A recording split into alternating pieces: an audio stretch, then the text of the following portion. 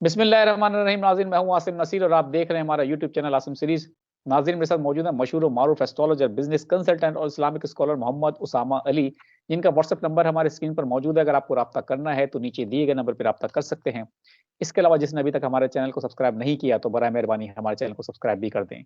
अस्सलाम वालेकुम उसामा साहब, क्या हाल है, कैसे हैं आप? जी, वालेकुम अस्सलाम। उसामा साहब, आपकी पेशेंट गोइयाँ तो बड़ी ज़बरदस्त दुरुस्त साबित हो रही हैं। बल्ले की पेशेंट गोई आपने जो की वो बहुत बड़ी पेशेंट गोई थी, दुरुस्त साबित हो चुकी है। लेकिन खान साहब के हवाले से बता दें कि क्या वो इलेक्शन लड़ सकेंगे या वो इलेक्शन नहीं लड़ सकेंगे? 8 फरवरी के हवाले से हम आपसे पहले ही बता दें कि आप तो उम्मीद नहीं है कि 8 को इलेक्शन होंगे। लेकिन अगर 8 को इलेक्शन होते हैं या नहीं होते, अप्रैल में होते हैं, मार्च में होते हैं, जब भी होते हैं, क्या खान साहब कंटेस्ट करेंगे? बिस्मिल्लाहिर्रहमानिर्रहीम, अल्लाहुम्मा सल्ली अला मुहम्मद व अला आले मोहम्मद।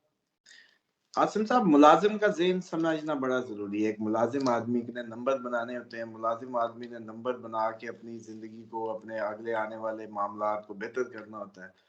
और जब कोई छोटा आदमी को बहुत बड़े ओहदे पे पहुँच जाए ना, तो अल्लाह माफ़ करे, इससे बड़ा दुनिया पे अज़ाब कोई और नहीं हो सकता। और ये ख़ैर हमारे सिस्टम के लैकिंग्स हैं कि इसमें इस तरीके के लोग ही आगे निकल जाते हैं, जिसमें असूल ज़वाबित पामाल करने पड़ते हैं उन तरक्कियों के लिए और उन मुद्दों के लिए। जबकि बाअसूल लोग या ऐसे लोग या ऐसे अफ़राद वो फ़िल्टर हो जाते हैं, क्योंकि उनकी एक लिमिट होती है। और ये तो हमने बारहा देखा है इस माशरे में। तो होता ये है कि जो खान साहब की लीगल साइड है ना सर, ये पीछे बैकग्राउंड के पीछे ये सारी आपको बताने के पीछे ना एक रीज़न है। वो रीज़न है ताकि आप समझ जाएँ कि मैं ये किसको कह रहा हूँ। दूसरी बात ये है कि ये जो आपकी है इमरान खान की लीगल साइड अगर मज़बूत है तो सीन ये होगा कि छोटी अदालतें करते-करते ऊपर, ऊपर, ऊपर और एंड पे जाके वो कहेगा, देखा मैंने कितना अच्छा कर दिया।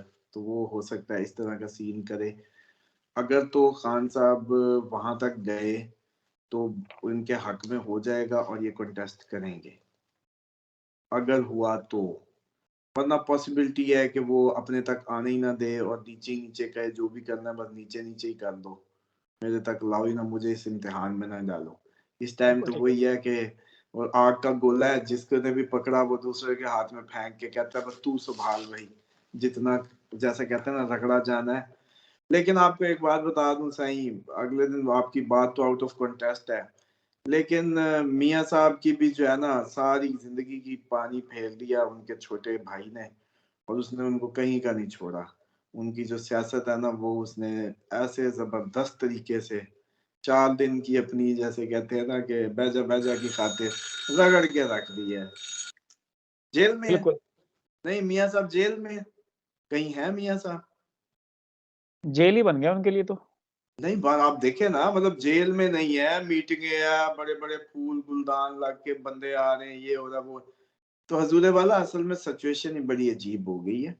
भाई ने खच ही ऐसी मारी है, बल्कि मैं समझता हूँ कि कुछ ऐसा कर दी किसी की भी नज़र नहीं है। और ये तो अब मतलब एक बात बताएँ, आपकी पूरी जो सिविल ब्यूरोक्रेसी है ना, अब उसका ट्रांसफ़र जो था ना, वो एक ख़ास रिपोर्ट के बगैर मुमकिन नहीं था। और वो रिपोर्ट बिल्कुल, जिन्होंने करनी है आपने उन्हीं के होल्ड में दे दिया सब। ये बिल्कुल, भाई साहब ने कारकर्दगी दिखाई अपना ओथ लेते ही, बस। बिल्कुल, और बड़े बिल्कुल। मियाँ साहब की समझ लें कि ज़िंदगी की जो सारी स्ट्रगल थी ना उस पे दिया पानी फेर। अब इसलिए इनको ताहयात अब इनको ताहयात जो है टिकटें नहीं देनी आएँगी कि कैसे देनी है। ये भी मैं बता दूँ। बड़े तो तजर्बेकार थे ये, बड़े पुराने खिलाड़ी थे, टिकटें नहीं देनी आएँगी। ये अब आपको पता है मेरे कभी-कभी जुमले निकलते होते हैं अल्लाह ताला की तरफ से ही। तो ये मैं आपको जो जुमला कह रहा हूँ ना बस ये निकल आया जहाँ से भी आना था। इनको बिल्कुल ठीक है। टिकटें ताहयात नहीं अब देनी आएँगी कि कैसे देते हैं, बस। बिल्कुल ठीक है। उसामा साहब, आपने बात कर दी जब अब नवाज़ शरीफ की और शहबाज़ शरीफ के हवाले से, तो कुछ लोगों का ये भी कहना है कि अब आप क्या उस बारे में आपका इल्म क्या कहता है कि शहबाज़ शरीफ साहब जो हैं वो ज़्यादा स्ट्रॉन्ग कैंडिडेट हैं प्राइम मिनिस्टरशिप के? तो आपको नज़र आ रहा है कि जो प्रीमियरशिप है वो नवाज़ शरीफ से अब शहबाज शरीफ की तरफ मुंतकिल हो रही है? जैसे इलेक्शन में जब तक ये यकीन रहा कि वजीर आजम इमरान खान बन सकता है तो इलेक्शन नहीं होंगे। एक पहला, जितना कि ये चांस पहले ब्रेकर है, ये पहली कैप है इलेक्शन की कि अगर पीटीआई ने जीतना है तो फिर इलेक्शन नहीं चाहिए। फिर उतारना क्यों था भाई? सिंपल। सही बात। अगर वापस लाना था तो फिर उतारना क्यों था?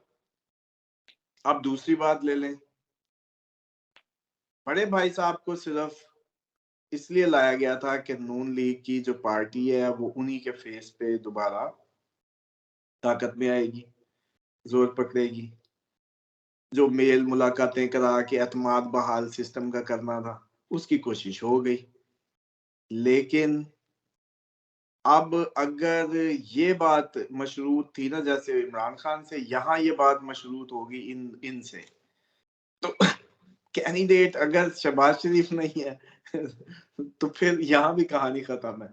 कोई और ही मशरूत सिस्टम सेटअप जो है ना वो बना लिया जाएगा। इसीलिए ये ना कंफ्यूजन में इतना गया मामला कि कभी सवारियां इस्तेकाम की तरफ, पहले तो गाड़ी नहीं पता लगी लोगों को कि भाई नई गाड़ी कौन सी है जिसमें चढ़ के हमने सवारी, अड्डे पे लगी गाड़ी का नहीं पता चला। अच्छा, अगर ये भी पता चल गया तो मतलब आप ये समझें कि इनको दिखाने की बड़ी कोशिश की गई कि अगला अपकमिंग टाइम इनका और इनकी तरफ जाओ। लेकिन लोगों ने कहा भी इनकी तरफ तो नहीं जा सकते हम, मतलब जैसे ईंट कुत्ते का वैर, जैसे पीपी वाला कभी नून लीग में जाना बड़ा ही नामुमकिन था, तो इसी तरीके से पीटीआई का भी नून, अब उन्होंने कहा कि फिर उन्होंने कहा आप लोगों के लिए एक नया अड्डा तैयार करते हैं, उधर आप लोग जो है ना, वो बिल्कुल। इस्तेकाम बनी, लेकिन वो प्रोजेक्ट फेल हो गया। अब समझ नहीं आ रही थी, जरदारी साहब ने भी कहा कि भाई बननी तो हुकूमत इकट्ठी है, मेरे बगैर तो वैसे ही कुछ नहीं बनना, कोई भी वाजे मेजोरिटी नहीं लेगा, तो कुछ इधर भी आने दो, जो आते हैं अभी अल्लाह के बंदे, मतलब वो इधर आ जाएंगे तो कौन सा बुरा है। ठीक है, बननी तो हमने भी हुकूमत में बैठना, हम कौन सा बाहर बैठने के लिए खेल रहे हैं। तो ये जो सीन क्रिएट हो रहा है ना, इसने बदलते हालात ने या चीजों ने बड़ी कंफ्यूजन क्रिएट कर दी हैं। लेकिन कुछ दिनों में मुझे लगता है कि ये सिर्फ मरियम साहिबा की इंसिस्ट पे ये नवाज शरीफ साहब ने सारे स्टेप्स लिए और बिल्कुल आके ठीक भी है। कोशिश की है, और जो भी सारे मामलात हैं।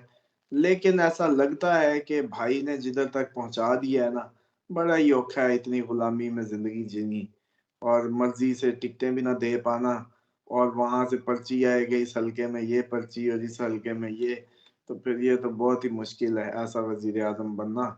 और जब 3 दफा तो बन के देखा हो और 3 दफा जख्म खाया हो, तो फिर इसलिए अब यही है कि चांसेस तो फिर वही है।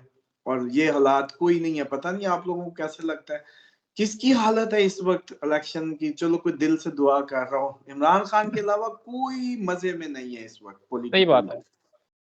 कोई नहीं चाहता। बिल्कुल ठीक है। उसामा साहब, आखिर में एक सवाल ले लेते हैं। लोग आपसे पूछ रहे हैं, आपने कहा था कि कोई सवालात करने चाहें, तो शाहिदा परवीन हैं, 1 फरवरी 1963 इनकी डेट ऑफ बर्थ है।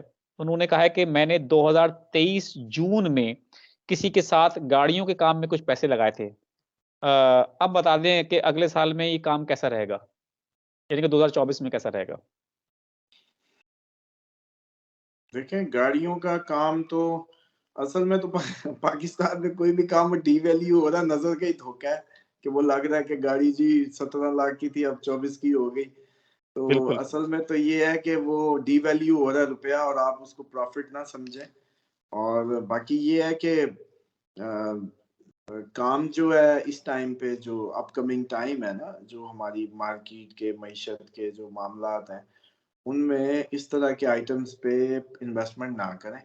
अगर किसी से पैसे लगाए हैं तो भाई उनको समेट के अपने पास रख लें, या गाड़ियों में रख लें। अगर रखना है बेहतर है गाड़ी में पड़े रहें, बैंक में तो ज्यादा डी वैल्यू हो जाए शायद।